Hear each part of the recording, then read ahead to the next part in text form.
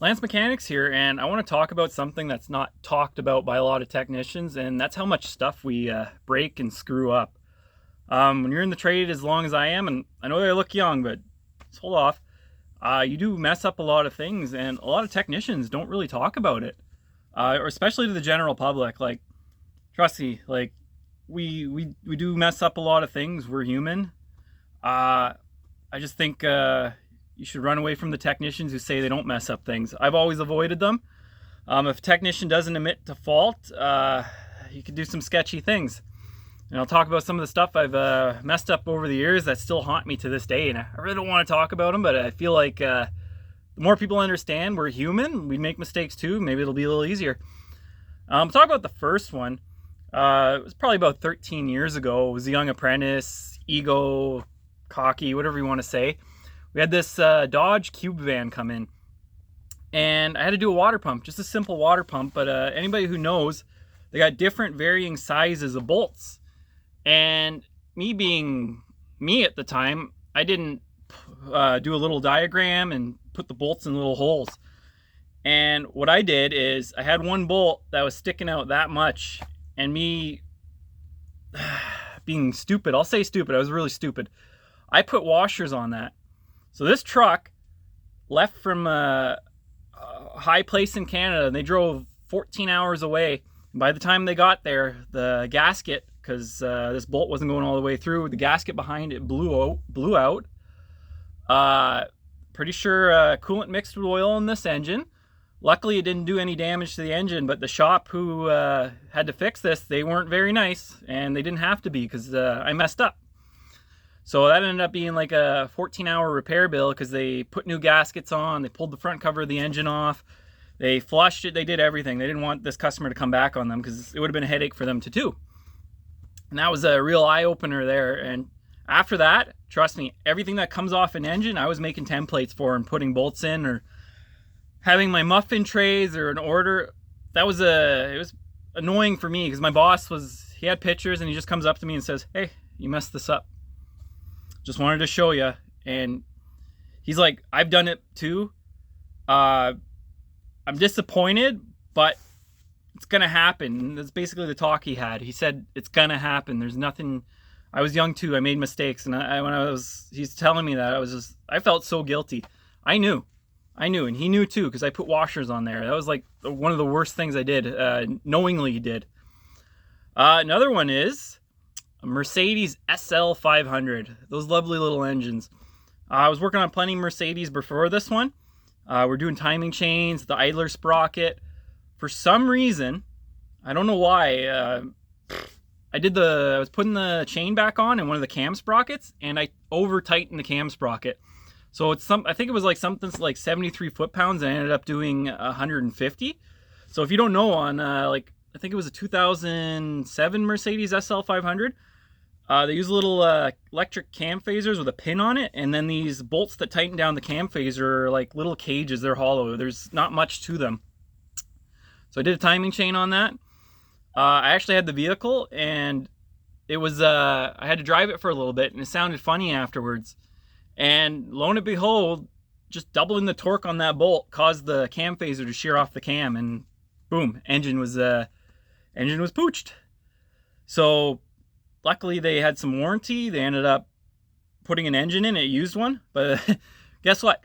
That used engine I put in there, timing chain issues, idler sprocket, they didn't want to deal with that again. So long story short, I ended up putting 3 engines in this Mercedes SL, and I got so quick at them that I was doing them in 3 hours. It wasn't something I was proud of. And at that point there, I triple checked every single torque spec I've ever done now. I thought I had read it. I glanced over. They had three different torque specs on there, and I was in the wrong measurement too. So that's haunted me. And since then, like, you touch a stove once, you're not going to touch a stove again when it's hot. It's basically automotive. Like, your mistakes kind of shape you. Oh Jesus, I want to talk about the other ones. This one's kind of funny. I thought it was funny in the end part. So dash cams. When I started at a new dealership, you're going through lots of things, your mind's scrambled. I ended up getting caught speeding on a dash cam. And, the zone was 40, and I'm nowhere near a highway, so I'm like, I might as well go to 80. There's no cops around. So then I did a hard brake test because I wanted to see if it was pulsating, and then I went around a corner pretty quick. Customer went on their dash cam and seen all this, and oh, she was very angry. She went full nuclear Karen. And every right, why not, right? She said I tried to harm her vehicle. Let's be honest here. I wasn't, but in her eyes, I was harming her vehicle. She went full Karen, unfortunately. She's a nice lady. But funny thing is, I don't know if she'll watch this video. I was never allowed to work on that vehicle again. And one of the techs I wasn't too fond of ended up having to do her oil change. And he did her oil change while my manager was talking to her in the room, keeping her occupied. And he goes for a road test and he comes back and he's screaming at me, I hate you, this is your fault. And I'm like, what's going on? And I see a trail of oil. I'm like, oh no. First time in his career, he double gasketed an oil filter, and he was blaming me because if I had never road tested this vehicle, he wouldn't be in this situation, which is right. I thought that was hilarious.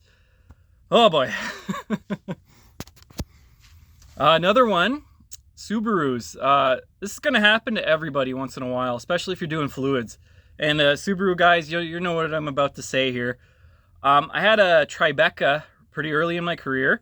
I was so gung-ho selling fluids and stuff and diff services, and I don't know why. I knew Subarus too. They have the different diff fill ports for the transmission, but for some reason, I don't know why, I filled up the gear oil into the transmission, which didn't destroy the transmission. What destroyed it was having an empty front differential. That guy got 3,800 kilometers with no oil in his differential before it started making noise. And I'll tell you, Tribeca is a very rare vehicle. We found one transmission in all of Canada. And that haunted me too. After that, triple checking, servicing and stuff like that. And I never made mistakes like that again. And I'm telling you all this because as mechanics, our mistakes shape us. Like, it's traumatizing. You got to go through this. I can tell apprentices when I was training them all I wanted, that you're going to make mistakes. You're going to make mistakes. Quadruple check. Ask if you don't know. That's the big thing. Always ask. Never be afraid to ask. Because when you think you know everything, that's when your world's going to come crashing down. Or you're going to make some big mistakes. And for a lot of techs, it's going to cost you jobs. I've heard stories of Ray Rainman. He talks about early in his career how he left an oil fill plug in a Volvo, and for some reason, or an oil fill thing from the ceiling, and for some reason he decided to crank it over and he snapped the timing belt. You know, stuff like, we're going to make poor decisions. We're going to make horrible mistakes. Hopefully no one gets hurt. And my best advice is be honest. The faster you can be honest and tell the owners or service managers and just be straight up with the customer, the more respect they'll have for you. I'm telling you, I learned very quick. The more honest you are in this industry, the further you go. Because, come on, everybody knows when a mechanic's lying. Let's be honest. And with the way the industry is and how people feel about us, we got a lot of bridge building to do. You know what they say? You can suck one, here's a saying I learned years ago. You can build 100 bridges, the best and biggest bridges in the world, but if you suck one weenie, that's all someone will remember you by. And that one weenie is that one comeback. So be patient, ask questions, and if you're a customer, just remember, we make mistakes too. We're not perfect. And this is Lance Mechanics. Have a great day.